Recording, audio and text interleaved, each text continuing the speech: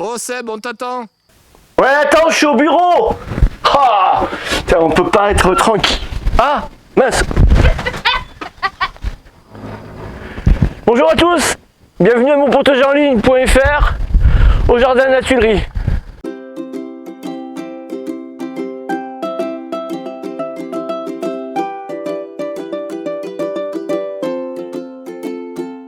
Aujourd'hui, nous allons faire un tour sur notre potager expérimental pour voir où on en est.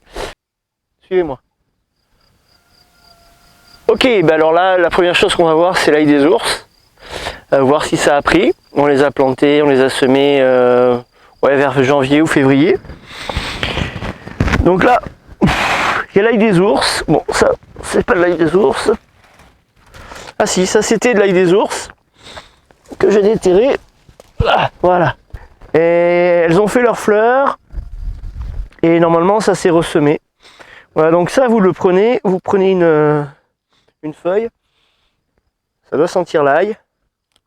Ok, ensuite, on va voir l'expérience qu'on avait faite sur les carottes. On les avait mis mi-ombre, voire ombre complètement. Et on voulait savoir si ça marchait bien. Et bien, le résultat, il est super. Regardez. Il y en a une. Et une autre plante qui est là. C'est pas une plante? Donc il n'y en a qu'une. Hein, sur les 300 qu'on a semés. Donc on peut le dire là dès aujourd'hui. Les carottes, pas mi-ombre. Peut-être mi-ombre mais pas ombre complète quoi. Ça a vraiment besoin de soleil pour faire sa végétation. Ok, donc là c'est notre carré potager.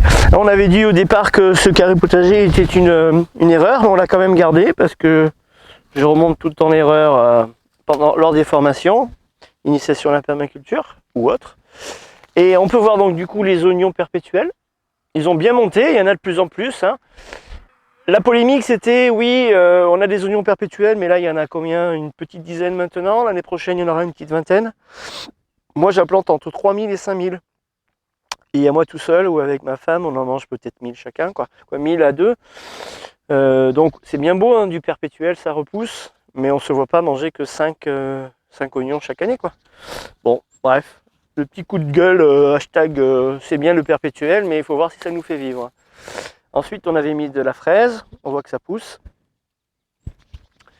Comme on est en permaculture, on voit les choses qui poussent. Et il y a un prunus qui a poussé à côté de l'abricotier. Donc l'année prochaine, l'automne prochain, il va falloir qu'on le déterre, qu'on le mette ailleurs. Ensuite là on avait mis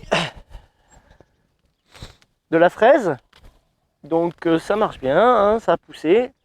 J'ai un peu d'herbe qui a poussé, mais il faut dire que j'ai beaucoup de boulot sur mes planches parce que je suis à fond, mes planches de culture en maraîchage, et du coup je me suis laissé envahir. Mais si j'avais, vous voyez, ça s'enlève très facilement.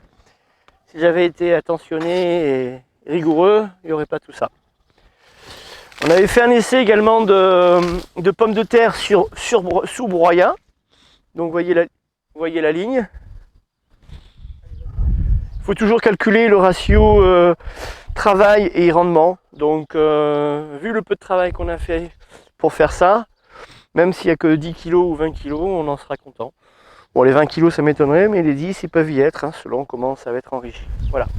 Donc là on est sur nos tomates. Donc je les ai plantées en avril, dehors. J'ai pas eu peur du froid, du gel. Ça a pris d'ailleurs de la grêle. Ouais. Je les tiens pas tellement. Hein. J'ai déjà 300 pieds de tomates qui sont en serre.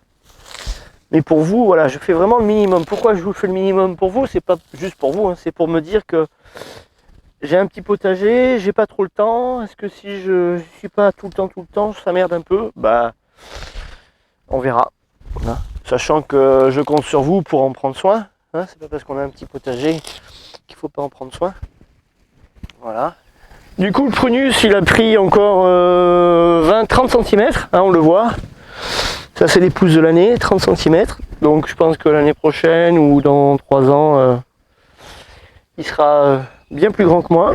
Et au pied, une mélisse où on a déjà récolté des feuilles pour se faire des verveines. La mélisse, super bonne. Il faire une verveine de mélisse, ça calme. C'est apaisant. Voilà. À côté des planches de salade, alors une association de légumes, salade et oignons. Ben, les bulbes d'oignons ont bien pris. Bon, faites pas comme moi, ne vous laissez pas envahir par l'herbe, hein, parce que plus on se laisse envahir, plus il y aura de limaces aussi. Et là, pour la salade, c'est pas super bien. Et ensuite, quand on veut désherber à la main, bien sûr, et qu'il y a aussi des oignons, ben, on arrache souvent les oignons en même temps. Donc voilà, pas se laisser surprendre et pas se laisser envahir plus que de raison. Voilà. Je finirai ça tout à l'heure hors caméra. Mais bon, on voit qu'en dessous, voilà, la terre est bonne. Hein. Là, je suis sur la planche de courgettes où on a mis 1, 2, 3, 4 pieds de courgettes. Normalement, pour une famille, ça suffit. Hein. Pour une famille, 2 parents, 2 enfants, c'est suffisant. Encore une fois, on pèsera le nombre de courgettes qu'il y aura. Oui, parce que quand on est permaculteur et qu'on a un petit projet d'autosuffisance, vous allez voir que très vite, vous n'allez pas faire des courgettes de 100 grammes comme on voit dans les magasins. Vous allez vous dire, ah punaise, ça me fait vivre, ça fait vivre ma famille, on va les laisser grossir un peu. Bon, après, moi, il m'est arrivé de faire des courgettes de 6 kg, mais c'est parce que j'en avais oublié une. Lorsqu'après la partie foliaire va être comme ça, une cachée en dessous, si vous l'oubliez 2 semaines, ça fait facilement 6 kg, quoi. Voilà, c'est ce que j'espère, hein, parce que même une grosse courgette, 6 kg coupée en petits morceaux, et ben, vous pouvez les mettre au congèle et c'est très bon. Alors sur ce carré là, il va y avoir, vous n'oubliez pas, il va y avoir, regardez le plan, il va y avoir les courges et normalement aussi du maïs. Voilà, c'est pas encore mis, les courges je vais les mettre dans 2 semaines. Peut-être que je les aurai mises au moment où vous visionnerez cette vidéo. J'ai laissé la végétation prendre un peu le dessus, mais c'est facilement enlevable. C'est fait exprès, comme ça au moins je les arrache, je les relaisse dessus, ça fait de la biomasse. Hein, on recherche toujours de la biomasse. Donc du coup, bah, ça c'est l'arôme, c'est pas super bon.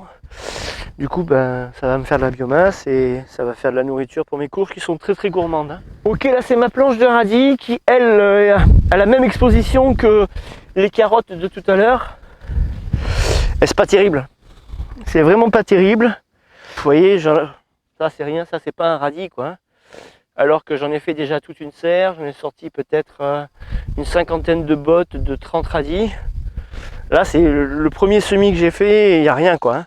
Est-ce que c'est le compost frais qui a fait ça? Peut-être aussi. Mais ce qui est sûr c'est que voilà, que ce soit à l'ombre, c'est pas terrible. Hein. Donc mauvaise expérience. Mais là ce que je vois, pour moi il y a 4 portions de radis. Donc si ça vous dérange pas, je les compterai comme faisant partie des légumes récoltés. Hein. Et l'année prochaine, je les mettrai ailleurs. Et au moins dans cette expérience-là de 80 mètres carrés, on aura eu des radis. Et là, c'est une erreur que j'ai faite. Et j'ai mis également des oignons. Voilà, qui font leur petit chemin. Je n'ai pas mis les plus beaux. J'ai pas mis les plus beaux bulbilles, les plus belles bulbilles. Et je vois que bon bah c'est moins bien que si c'était mieux quoi. Hein. Bon, et pour conclure cette vidéo, les choses se passent comme il faut, à part 2 ratés. Donc la conclusion qu'on pourrait apporter à ce mi-parcours sur ce terrain, sur ce jardin expérimental, c'est ne pas mettre des choses trop à l'ombre. Il y a besoin vraiment de soleil pour que les choses se fassent. Au moins quelques heures dans la journée. Et là, ce qui est radis et carottes, ça a raté. Autant l'ail des ours, et j'ai planté du muguet également à l'ombre, ça se passe bien. Autant tout ce qui est légumes et avec partie foliaire, il faut vraiment au moins quelques heures de soleil dans la journée. Sinon je suis content, les choses se passent bien. Il y a beaucoup de choses médicinales.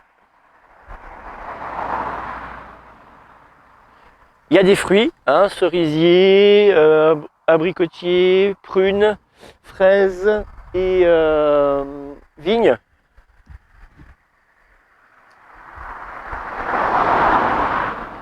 Tout ça, ça suit son cours et ça promet de belles récoltes pour cet été.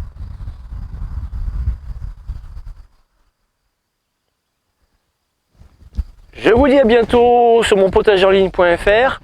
Inscrivez-vous, déclenchez, mettez la cloche pour les alertes, likez les vidéos, laissez des commentaires. Et surtout, allez sur notre site monpotagerenligne.fr. Il y a des nouvelles formules pour les formations, accessibles à tous. N'hésitez pas. À bientôt au Jardin de la Tuilerie.